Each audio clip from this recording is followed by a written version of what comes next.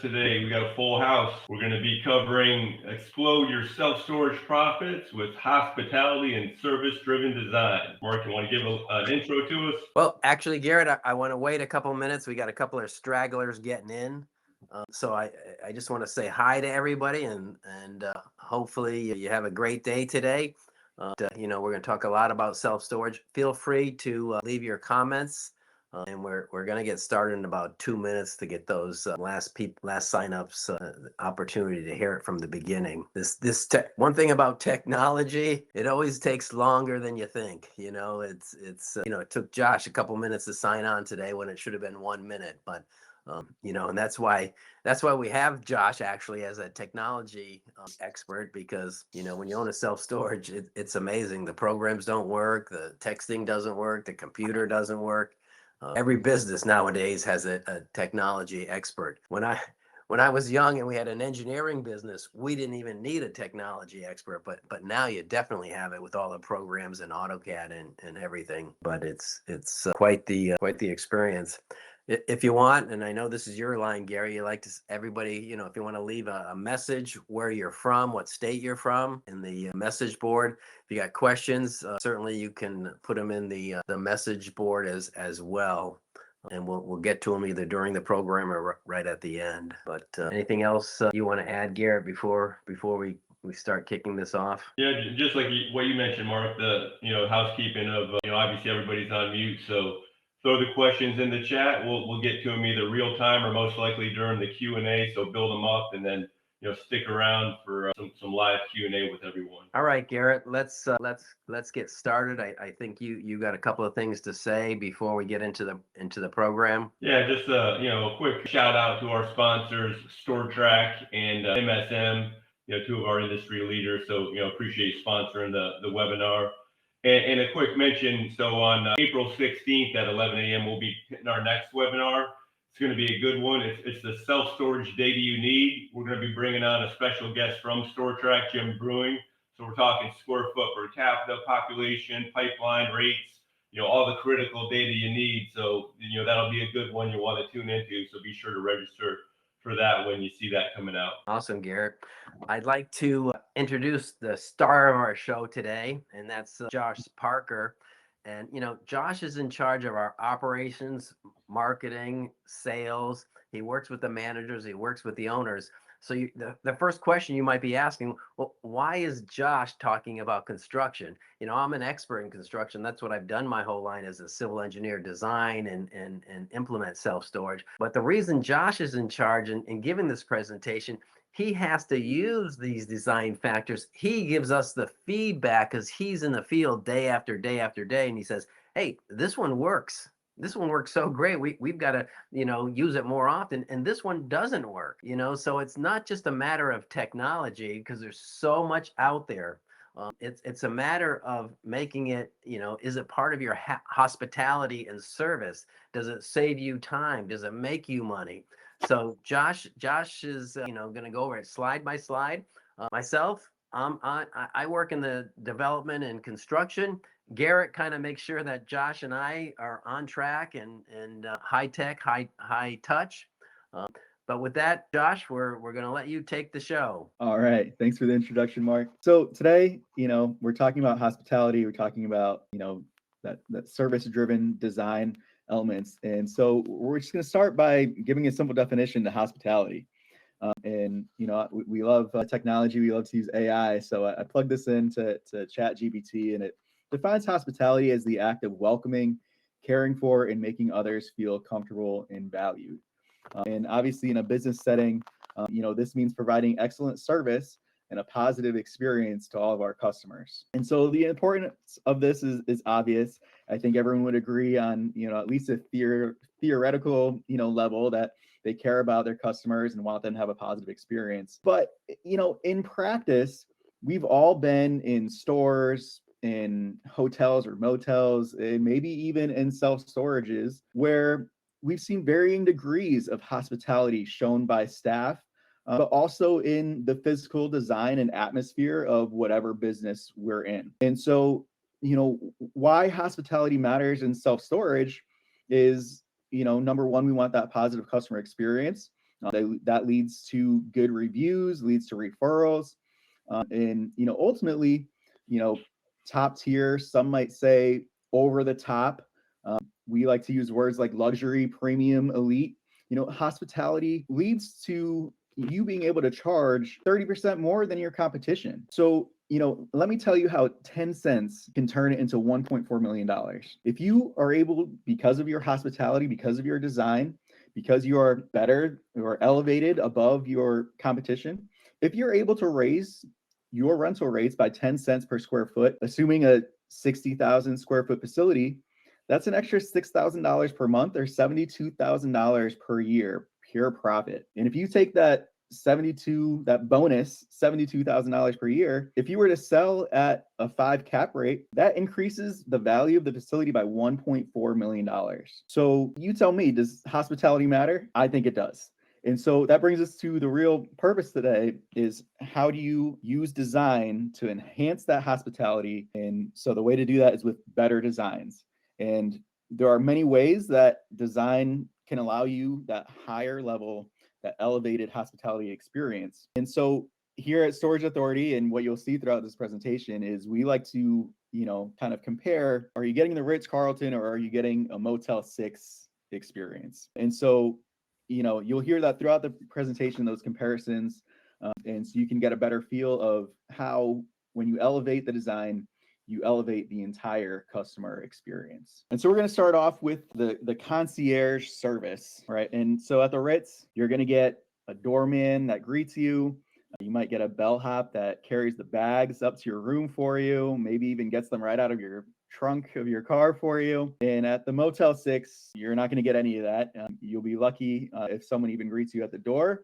More likely, you won't talk to anyone until you're out of your car, in the building, and have waited in line at the desk. And so, at many self-storages, there may not even be an office for you to visit. You may be calling in to get in touch with someone to a call center or visiting them online.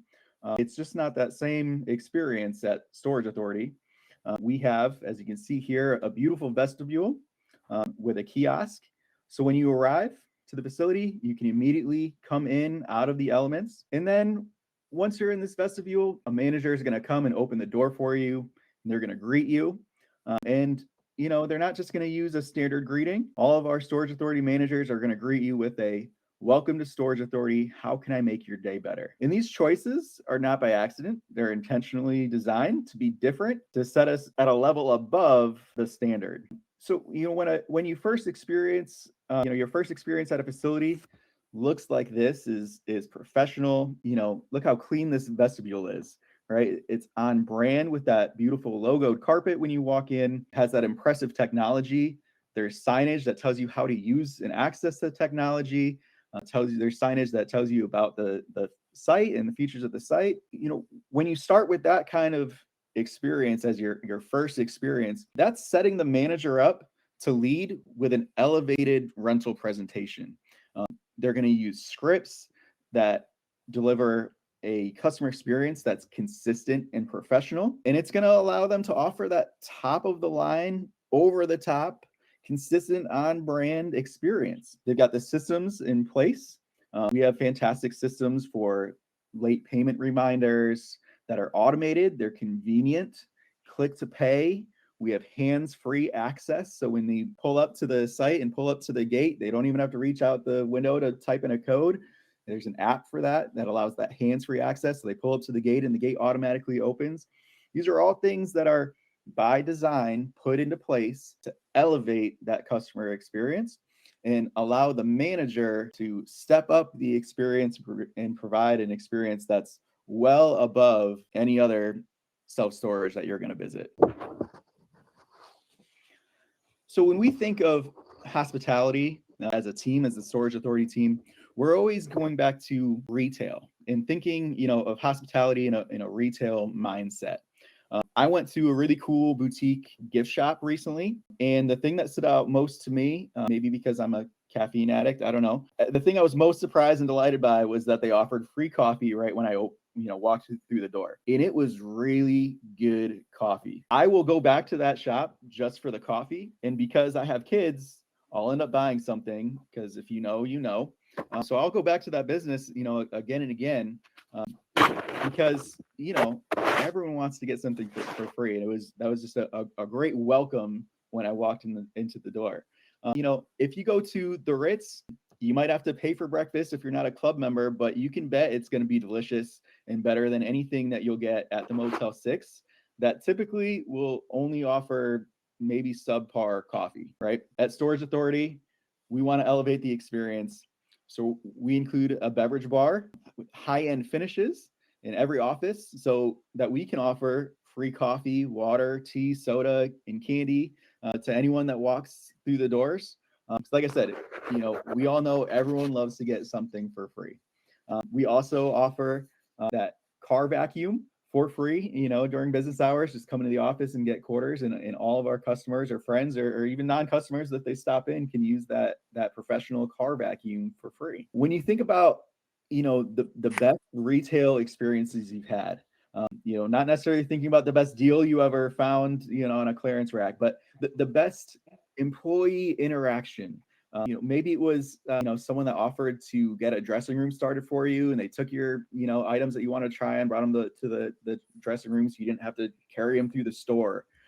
Maybe it was the ambiance or the atmosphere that stood out to you. Was there music playing? What did it smell like? What did it feel like? What were the lights like? The colors, the furniture, the displays? Think back to those high-end retail experiences that you might have. At Storage Authority, that's the feel that we want, right? Is that elevated feel, that elevated atmosphere. And so part of the way that we do that is by having music playing. And it's not just in the office, that music is playing throughout the facility. We prioritize cleanliness with easy to clean surfaces that are still high end, like stone countertops instead of laminate, luxury vinyl floor or polished concrete, a comfortable seating area in the office, and a convenient 10 by 20 show unit inside the office. We have 3 huge monitors on the wall. 2 of them are for cameras, but the third one has a professional slideshow highlighting all the awesome features, that we offer on site to the customers. And we always have a full wall of locks, not just a few on a display. It's a full wall and well-stocked display shelves of moving supplies, because all these things add up and give customers that just right feeling. So more about the beautiful offices that we have. Our offices really are different by design. In the same way, when you walk into a Ritz-Carlton, immediately that you're not in Motel 6, right? Mark shared with me an experience that he had visiting a self-storage office where he walked into the office, which was more like a closet about the size of a 5 by 10, empty. And at the far wall, you could talk to a manager through a window. Certainly nothing to write home about, and certainly not something that focused on design or hospitality, right? Standard, self-storages are designed with, an 8'4" eave. We increased that to a 9'4" eave. That added foot gives a feeling that every unit is just a little bit more spacious and airy, right? Our facilities generally are single story, except for the office. Our offices are a story and a half. Again, raising that ceiling adds to that spacious, airy feel and atmosphere. Going back to retail, I'm sure we've all been in, a shop that was small and cramped. And then we've also been in, a typical, think a store at the mall, right? Has high ceilings, it's big, it's airy, it's spacious. And we know the difference immediately. And so while your customers might not say it, they feel it. If I'm in that closet, right, that Mark was in talking to a manager through the window, I'm in a rush to get out of there. I don't want to stay there. I'm not comfortable in that space. I'm in a hurry to get out. And trust me, I've visited other facilities myself, and been in offices that I was in a hurry to get out of. I don't think anyone would be in a hurry to get out of any of the offices that are here in these pictures. They're comfortable, impressive by design, and it sets up the manager to deliver a customer service experience that matches. At the Ritz, you're going to get a luxurious room, right? It's going to have comfortable bedding, maybe a robe, fluffy towels. You're not getting any of that at Motel 6. You're getting a dingy room. Maybe it's clean, maybe it's not. Either way, you're likely to have some choices. You might be able to choose a room with a view or without a view, a balcony with, or not, maybe a jacuzzi tub, a king size bed, a queen size bed, or maybe you'll go all out for a suite, right? But you've got choices. And the same is true with the storage authority facility. You've got choices. Do you want climate control or drive up? Do you want a standard unit, a premium unit, or an elite unit? Each tier is going to offer more features than the one below. We have units with power, units with lights, and then you can see here we even offer these elite units. And these are unique. They're designed with climate control, lights, power, carpet. They have sheetrocked walls instead of the standard, metal walls, and they have swing doors, so customers don't have to, lift up that roll-up door. These truly stand out and are for sure a level above, your standard units. They're beautiful and they're impressive, and they're close and convenient, again by design, to the office, so the manager can take a customer out and show them these units, and oftentimes use these units to sell, a premium or a standard unit if customers aren't interested in this one. But they're right there by design, and they offer that elevated experience. The view from the street certainly makes a difference. I've got a picture here of a self-storage. I don't know where this one's located, but it's certainly nothing to write home about. And then we see the Ritz-Carlton with this impressive, drive up, so you're covered. It's got the lights, it's luxurious. And then we see the Motel 6, which is basically just a parking lot, right? And so, at Storage Authority, we put awnings at the climate control doors. So when you come up to a climate control entrance door, there's an awning over the top, so you're protected from the elements while you're opening that door. Right? You're certainly going to get a different feeling when you drive up to the Ritz-Carlton than you are when you drive up to the Motel 6. And we want the same thing when a customer drives up to a Storage Authority facility. So these are some of our views from the street of Storage Authority facilities.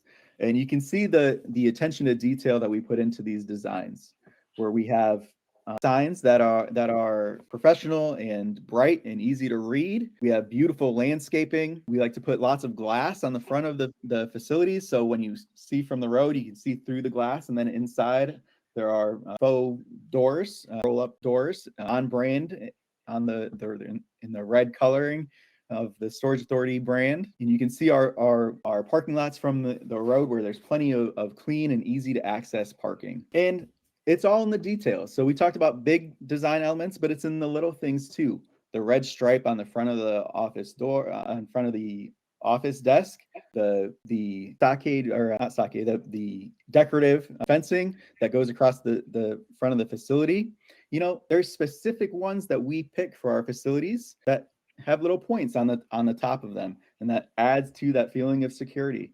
The 3 screens that we already talked about, adding to that, elevated space where they can see all of the features on a scrolling screen. All of these details add up to give the customers that just right feeling. Even our exit signs are not standard exit signs. They're metallic, so they're really impressive. We have restroom signs that don't just say bathroom, they say extra clean client restroom. Our locks are branded with our logo. We put diamond plates on the corners in our climate controlled buildings so that they don't get hit by carts and all dinged up. Logoed carpet when we walked in. All these things, all these little details give that just right feeling and allow the manager to then take that service level to the next level. So I'm going to end with a couple of quotes. These are older quotes, but they still apply. 80% of Americans agree that smaller companies place a greater emphasis on customer service than large businesses. So all of these design elements, all of the operational systems and things that we have in place for our managers, they all aid in giving our facilities that hometown self-storage experience that you're just not going to get at the big players. Small companies in the hometown experience can really differentiate you from the large competition and win over customers with that great service. And then the other quote I want to leave you with is: the single most important thing to make people is to make people happy. if you're making people happy, as a side effect, they will be happy to open up their wallets and pay you, right? So all of these things, going back to what I talked about in the beginning, all of these things, all these design details and that elevated service, this hospitality mindset allows you to charge more than your competition and win your market. Mark, I want to come to you and ask you if you had any design elements that you thought of that you wanted to mention here. Yeah, there's a ton of design elements, and as you know, I review the plans, and we have a list that we provide our owners and contractors. But let me tell you about a couple that we just don't spend enough time on, and that is I want everybody to write down electric plugs. Okay, we're always missing a couple dozen electric plugs. We want to have a sign, a neon sign that says open. There's so many self-storages that aren't open. I've got 3 near one of my facilities that are like 10,000 square feet. They're never open. You got to call a phone number. So we have that neon open sign in the window. It needs a plug up above.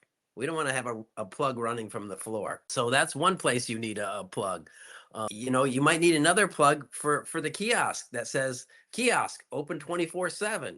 So you need a plug for that. You want plugs in some of your units. You want them in some of your 10 by 20 so you can charge more for car storage. The new cars need to be plugged in all the time. You want some plugs in some other units to rent to pharmaceuticals, and just throw a few in just so you can rent a little bit more and have that service of a plug. I like to put a plug out at the fence. You've got a long fence in front of your property. You can put one LED strip, white light, or even colored lights across the top of that fence.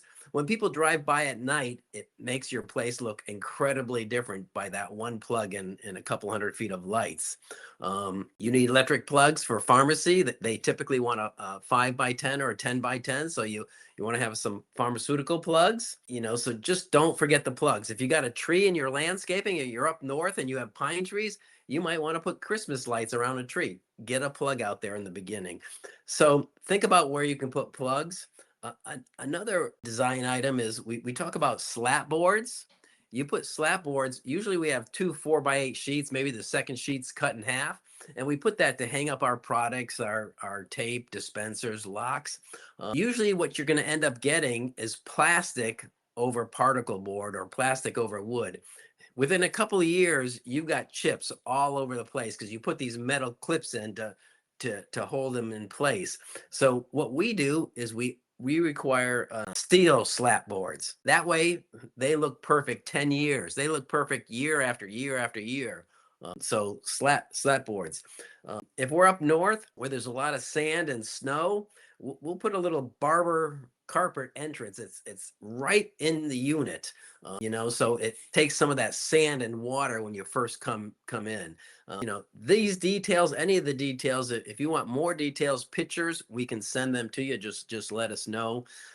A couple other design things is, if you got the room, RV parking allows your franchise, your renters to have an option. They don't have to go to a place to park their RV and another place to store some goods and services, goods that they have. So RV parking is giving them more choices. A wine cellar is a great design feature. Obviously, you need a large population, but not as large as you think, because we make wine cellars in a 10 by 20 unit. If people see you can take care of their wine, they know you can take care of their goods. Those are just a couple of additional items. Before we wrap up, I just want to and we're going to wrap up after, Garrett here maybe tells one or two of his favorite ideas or what he likes. We're going to stick around and talk about for 5 or 10 minutes, the pros and cons of designing and building a self-storage in this economy. So we'll do that in a couple minutes if anybody wants to stick around, but we're trying to get this in about 30 minutes because I know everybody's busy. So Garrett, do you have a favorite that you really like, and why do you like your favorite design item for hospitality? Yeah, just a couple. Great job, Josh. That was an awesome, quick presentation. So I'm sure all of our attendees got some good information, some gold nuggets there. But yeah, two quick ones of my favorites in the design feature is putting an American flagpole and not a 10 or 20 footer. We're talking about spend the extra money and have have the 50-foot flag. And a couple reasons, one, it becomes a great landmark. Everybody knows where you're at. And then, if we are the hometown self-storage, we got to prove it. It kind of has that, USA feel / locally owned and operated. So it's just going back to those early just right feelings when I'm driving by and seeing this huge landmark and, a beautiful American flag flying. It's just that's where I'm going to store my belongings. And then the other one Josh mentioned, and it's so important and such a easy thing to put in the design, is having that beverage bar, a little cutout, having a coffee station, juice for the kids, water, sodas, things like that. Self-storage is our vehicle, but we are in the hospitality business. If you want to be premium and a price leader, even how we train our managers, you're running a multi-million-dollar real estate asset. Hold the door open when they come to rent. Can I get you a cup of coffee or a soda or a bottle of water? It's just that feeling where this 20-minute experience, these customers turn into multi-level marketers because they can tell you care. So just little features make a huge difference in the customer's ideal or perception of storage authority in the brand. Awesome, Garrett. Hey, before we finish up, I do want to thank our sponsors, StoreTrack. They've got an app that tells you all about your competition and what's happening in the past, right now, and in the future. So check out StoreTrack. And also MSN. They've got a great self-storage magazine and a lot of other things that you can check out and use to build your business. At this point, are there any questions or any thoughts about design that we can answer before we go into 5 or 10 minutes of building in this environment? Any question, just write them down. Or also at the same time, if you're interested in sticking around for 5 minutes, let us know in the comments too if you want to hear about the the economy and building in this economy. Mark, I kind of answered. So Travis put in a question and I kind of answered in the chat, but he was just wondering, does this Ritz feel and this premium facility, does it work in an area where the median income might be lower and they can't maybe afford the premium? And I mentioned every customer wants to feel secured in value, but the math has to math, obviously. Anything to add to that? Yeah, it absolutely works in low income neighborhoods and high income neighborhoods because these things don't have to cost a lot. You can have a vestibule with a kiosk in it, or if maybe you're in a low neighborhood, you might just have a vestibule, you might just have a kiosk outside with an awning. So we design these things for your community. We like 1,000 square foot office plus the restrooms. Well, maybe we make your office a little bit smaller in an income in an area where people just don't have that income. So yes, we still want to be the Ritz. It doesn't really cost that much more, but it allows you to fill up faster, and it allows you to charge those premium rates, even where people don't necessarily have the extra money. One of our biggest users is people moving, people dying, people in transition. Price almost doesn't count for half of our franchisees. I mean, half of our renters, because they're in an emergency situation. They just need to take care of this now. They're not going to be staying a long term. So price is down 6th or 7th on their list. And again, even in low income neighborhoods, you have competition. So you've got to find ways of being better. See, we got a question from Stacy. Can you speak about delinquency rates? How do you handle removing property from unpaid units and what the timeline is? What support does the franchise provide? Also appears that you're storing high-end property. Can you speak about security and burglary rates? Yeah, a couple of questions there, but about collection. So we use high tech and high touch. We have automatic texts that go out day 1 that says, "Hey, your rent's due tomorrow." Day 3, "Hey, if you don't pay your rent today, you're locked out." And day 7, "Hey, if you don't pay your rent today, tomorrow you're getting a late fee." So we have a process that's handled with on a high tech basis. It actually allows them to pay their rent. And by having that process in place, we have much less delinquencies than most self-storages. And we also have that phone call. We call them at day 7 and day 14 and at day 30. And they're explained a lot of this when they rent. So they know that, typically the law is after 30 days, you can give somebody a 30-day notice. And that's what we do. We give them a 30-day notice. We use high tech for that. Again, it's done by a company that makes sure we follow all the lien laws, making that easy. And then we have an auction online. It was so much work in the old days to have an auction at your facility and a nightmare. Now we can have an auction for one because it's online. And then it's 30 days, somebody's bid on it, they come clean it out. And they take the junk with them because, and they actually left a $50 cleaning deposit. So if they don't take everything, they've lost their $50 as well. Plus, you charge these people $100 when you go to auction. So most of the people are going to pay up, and I have an auction maybe twice a year at my facilities, and it starts out with 3 or 4 people. When they get that auction letter, it ends up being one person. So we only have to auction 2 people a year, but we've got a well-defined process. And yes, everything our franchisees do is backed with 24/7 service, one-on-one service. It's all written down, but it's much easier to do it with a person that's been through it a lot of times. So delinquency is not a big deal. It's not like when you own. I started in the residential. You couldn't kick somebody out without going to court. 6 months, a lot of money. So that's why a lot of people have transitioned from owning residential real estate to self-storage. What was the second part of that question, Garrett? Mark, can I jump in real quick, Mark? Just Yep. I want to tell you what happened yesterday. We at Storage Authority, we are a manager-driven system, and we are a high touch, high tech, high touch approach, right? Mark mentioned that high tech, high touch. Yesterday, one of our facilities up here in Connecticut, we had 6 people that were delinquent that paid their bill. 3 of them paid by clicking the link in the text message. It's a one click to pay. There's no login or anything like that required. So it's super easy. 3 of them paid that way. The other 3 paid when the manager called them. So I had 6 late payments made yesterday. Half were because of the high tech and half were because of that high touch. You've got to have both. It's that 2-tiered approach. High tech, high touch really makes all the difference. It really does. One more quick thing I'll add too, on the delinquency side, we really hedge that up front with how we train the manager.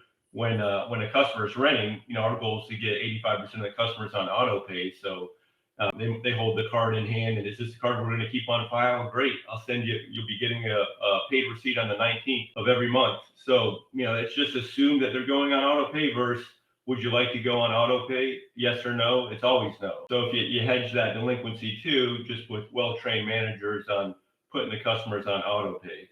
The second question, Mark, was she was asking about burglary and what do we do for security, that type of thing. Well, in this day and age, a modern facility, first, the entire facility is fenced.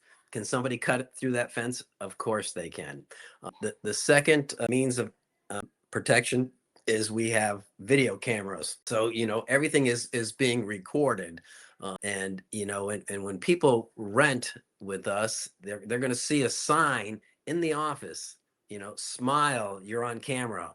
When people go through our gate, they're going to say, smile, you're on camera. So it's not only having this technology, it's also sharing it with people. So they know it's better to go somewhere else. It really is ridiculous. The people that rob self-storage, they're not getting any money. They're getting somebody's used furniture. So we just have to make it a little bit difficult. And we just don't run into problems as long as we have that security.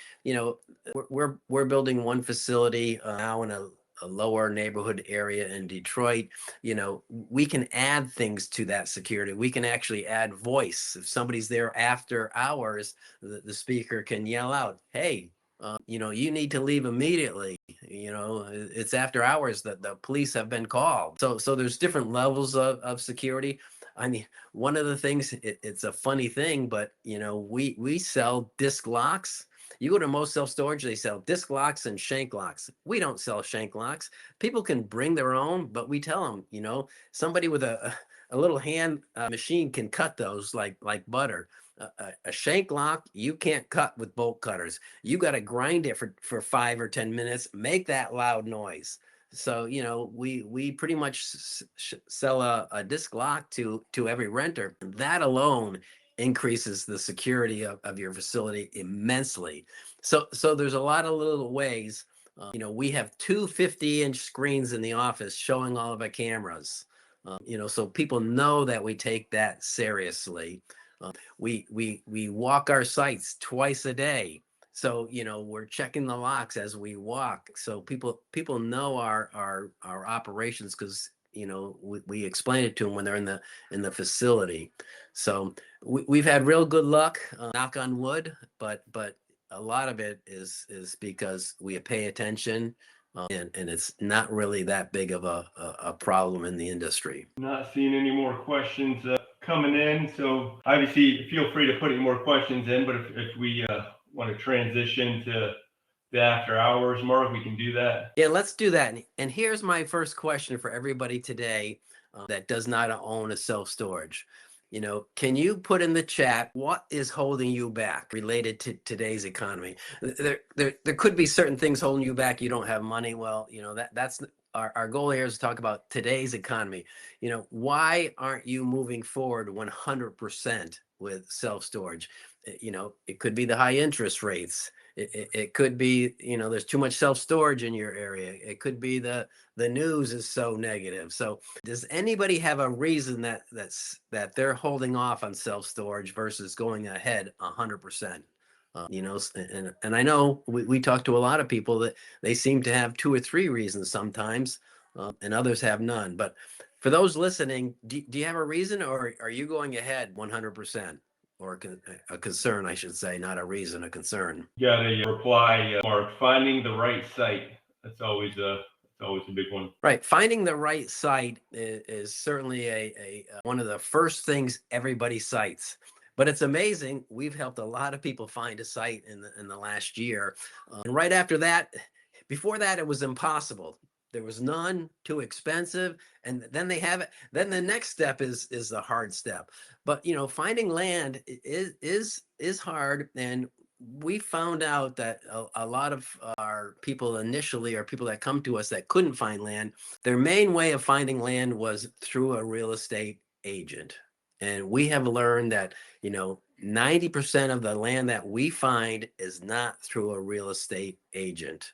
And I'll give you some examples of how we found one.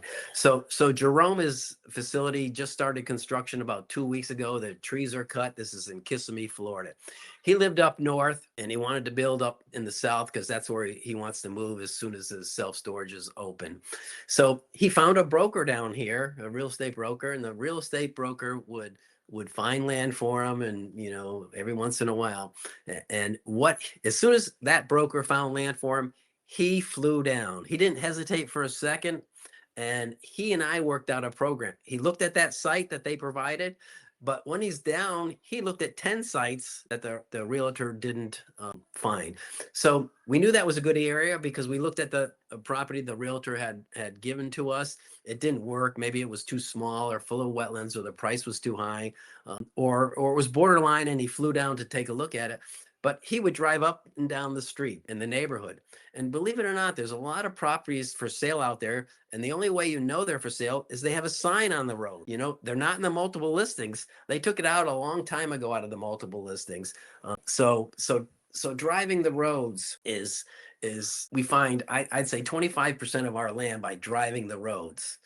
We use apps like Regrid that will tell us how big the property is. It'll show us the wetlands, the topography, and tell us who the owner is, so we can contact them if it's not with a sign and a phone number. And that app is $10 a month, and so now you can actually see when you're driving down the street, or you can use that from home on your computer, and you can just drive down the roads at home and see, oh, this parcel's an acre. It's too small. I'm looking for 6 acres. So it's just a matter of looking different ways.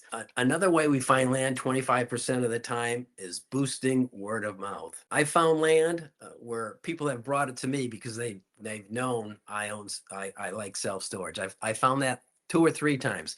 I've visited towns and said, I'm thinking about building self-storage over here, but it's not zoned for self-storage. What do you think? And they said, oh no, we don't like to do zone change. But you know what? I know a guy over here who's got 5 or 6 acres. He mentioned to me he might sell it to me, and he gave me his phone number. And that was how we built my wife's self-storage. It was referred by the town. So word of mouth, we put it on all of our social marketing that we're looking for land, whether it's YouTube, Instagram, LinkedIn. Did I miss any, Garrett? I don't know. TikTok, so we put it on all those places that we're looking for land in your town, and we do it as a group. So you've just got to use the 5 or 6 top ways of finding land, and don't depend on your real estate agent. One thing we do with real estate agents, when somebody first starts looking for land, we call every single real estate agent in the area, and sometimes that's 5 or 6, and sometimes that's 30 or 40 agents. And we just tell them what we're doing. We're looking for 6 acres, on a busy road, maybe for $1 million. Okay, if you ever come across anything, let me know. And then we record all their emails, and so we open a MailChimp and we send those real estate agents email once a month, just so that they remember us, and they bring us pieces of property before they're listed. We don't want to sign up a real estate agent because he's just not going to find the land typically. As long as they know about us, they love pocket listings, or some realtors are really good at, they know we're looking in that area, they'll call the expired listings. So there's a way to work with real estate agent, but for them just to go to the multiple listings and pass you off parcels for sale, it doesn't work. So yes, it is difficult to find land, but I'm happy it's difficult. I'm happy the whole thing is a little bit difficult because it pays so well in the end. And if it was easy, everybody would do it, and it wouldn't pay nearly as well. But you're here's my email. You're certainly welcome to, and my phone number. You're certainly welcome to send me an email, and we'll set up a time to go over in some more details on how we look for land. I'm happy to pass that information along to you. Another one, very similar, came in, finding the right site, a little bit of market instability. Looks like a lot of people are losing their jobs due to AI. Well, people have expendable income to afford a storage unit. And also, in my case, was looking at existed storage units for sale. If they're a good location and profitable, the sale price was high, so the ROI was no good. Quickly, and I'll let Mark take it, but I got in the industry back in 2008, and that's right when we were going through one of the worst corrections. And I'll say self-storage, you don't want to say anything's recession-proof, but recession-resistant. I don't think there's a better asset than self-storage, because it's the dual incomes that we're losing, income or foreclosures. We may have lost our luxury stores, but we got picked right back up by people want to hold on to their belongings, so they needed our services. So other assets were negative 17, 18%, retail, apartments, and the 30-day delinquencies. Self-storage was still a positive in that time. So that was a real big aha moment that our industry and our asset had to be taken pretty seriously. Yeah, and we're going to go through many recessions up and down of various degrees. I built my first self-storage in 2006, my second one right in the middle of the recession, 2008. The best thing I ever did. Right now, we've been in a little bit of self-storage recession. What is the big deal? Instead of making $500,000 a year profit at each facility, it turned into $472,000. So what if I'm down when it's bad? You're still making a ton of money. That is the great thing about self-storage. And we're going to have a lot of inflation moving forward. So the sooner you get that built, that inflation is going to work for you. You know, every year you're going to make more money partially because of inflation and for a bunch of other reasons, but you're paying back your loan with dollars that are worth less, 3% practically every single year. So your profits are going up. The question about buying an existing facility, it's really difficult right now to buy an existing facility because, you know, they're selling at cap rates of 5, 6, 7%. And those cap rates don't even include all the real expenses that are part of a self-storage. So you're going to buy a self-storage, you're typically not going to make money for 2-3 years when you're buying them at these incredible high prices. You know, there is a unique case where you knocked on 1,000 doors and you found a self-storage you can buy at a 10 or 11 cap rate, but you got to knock on thousands of doors for that to happen, and it doesn't happen as often as people think. So it is difficult. Now we just had a $10.5 billion purchase announcement where Public Storage is buying a National Self-Storage Associates or whatever their name is for $10.5 billion, making Public Storage the number one self-storage in size again. But they can afford it. They just issued stock to buy that. We're using our real money. So we've got to be smart about what we do. And that's where sales and marketing come in. You know, even during the tough times, people move, they have to sell. Somebody dies, they need self-storage. So even during recessions, people need self-storage. You know, there's one thing really holding back the self-storage market right now, and that is that fewer housing is selling, and fewer houses are selling, and that's about 50% of our business. And they're not selling because of interest rates. Interest rates are high, but that problem gets alleviated every month a little bit more because some people have to move. They have to for work. You know, that brings their mortgage back up to 6% from 3%. People don't want to sell because they're at a 3% mortgage. Some people have to move to go help their parents or kids. That brings their rate from 3% to 6%. So year after year, in the last couple of years, a lot of people have had to move, and now their mortgage is 6% and they're moving again. So even if the rates stay the same, people are moving. More and more people are moving. Not a ton, but enough to make a difference.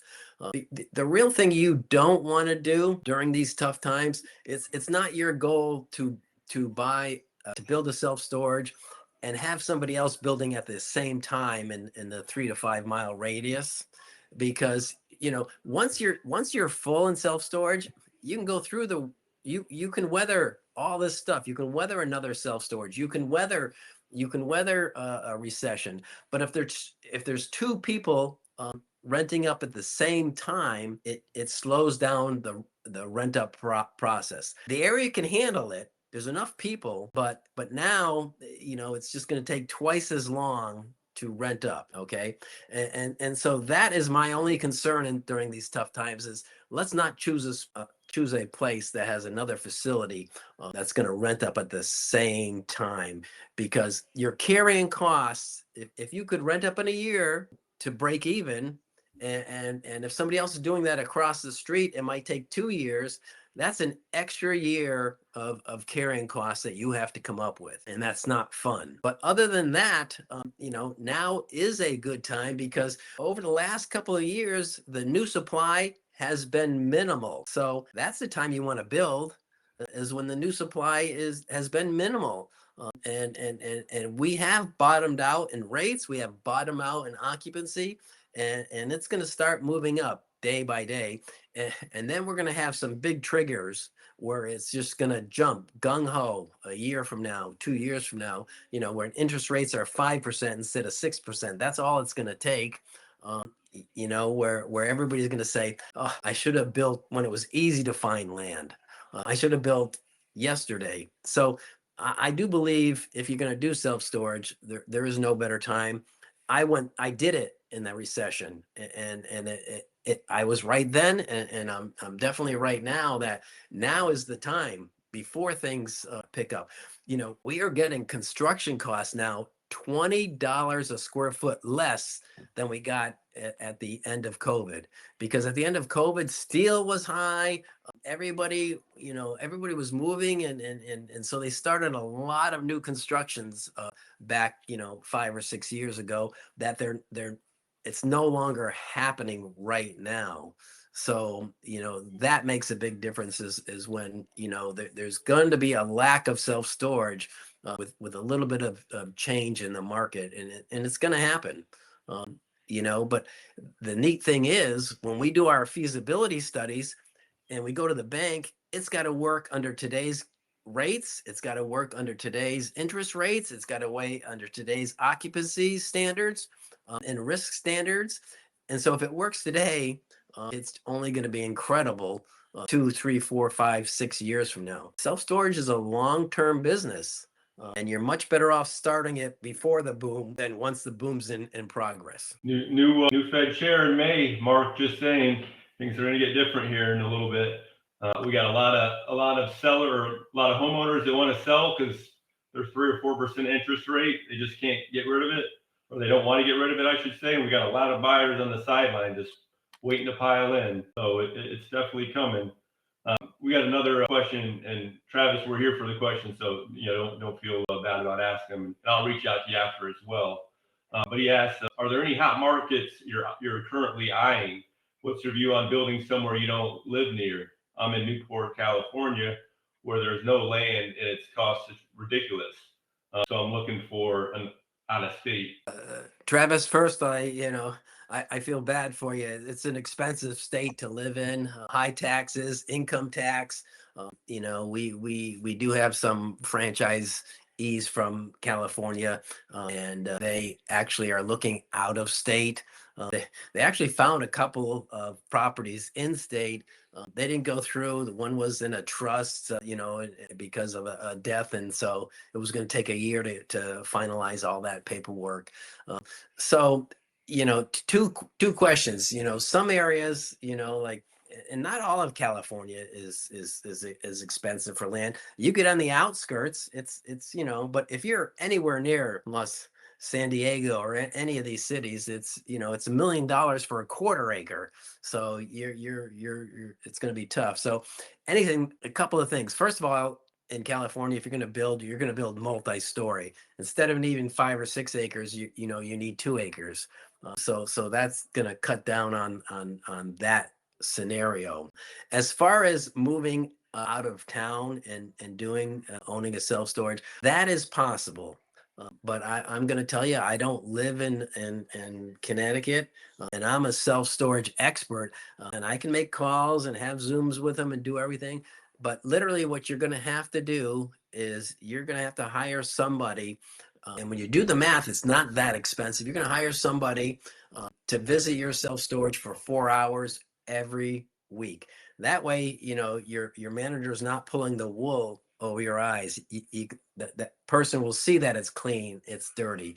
They will talk about the procedures. They will talk about a game plan. Is the marketing being done? So you're going to have to hire that extra person, but they will contribute. As long as you contribute your share with this extra person, it'll be money well spent. For you to build in California, it's going to take a significant amount unless you can really find something on the outskirts.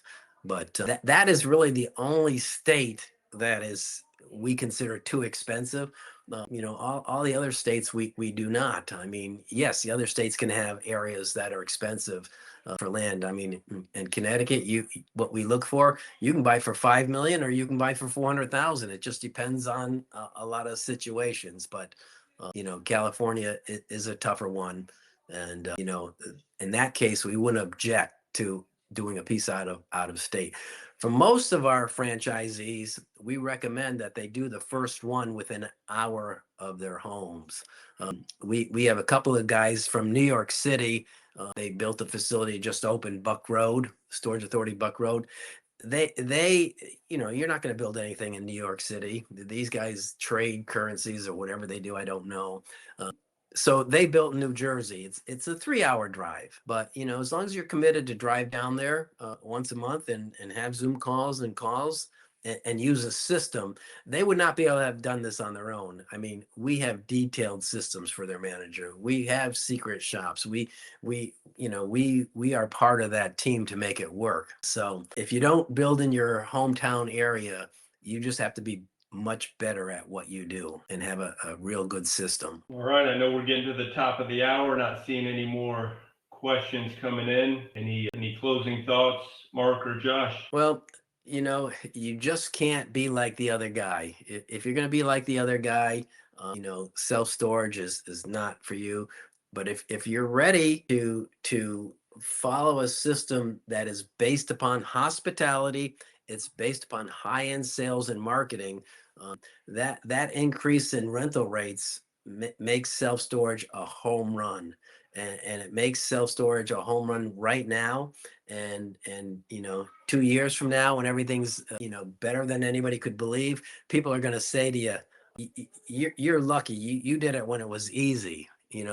Only you and I are going to know it was never easy.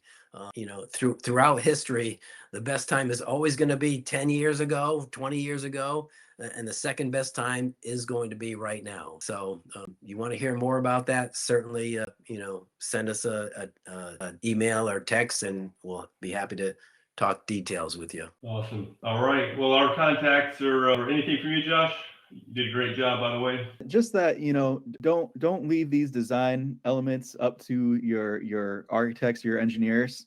All the things that we talked about today, all these design details, these were intentional details that we picked.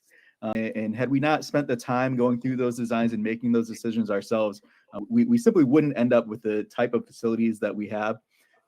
Set your managers, your management team, set them up for success by having the very best design that you can, and that's really going to help you and elevate your entire experience and elevate the experience of all your future customers. Awesome. Well, all of our contacts there on the screen. For those who said I'll let you know that I'll reach out to you, I'll be in touch.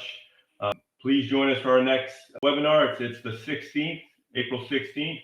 We're going to be covering the self-storage data you need with a StoreTrack special guest. So that's going to be a good one. Be on the lookout for those sign-ins. And until next time, well, appreciate everybody joining us. But until next time, we'll see you then.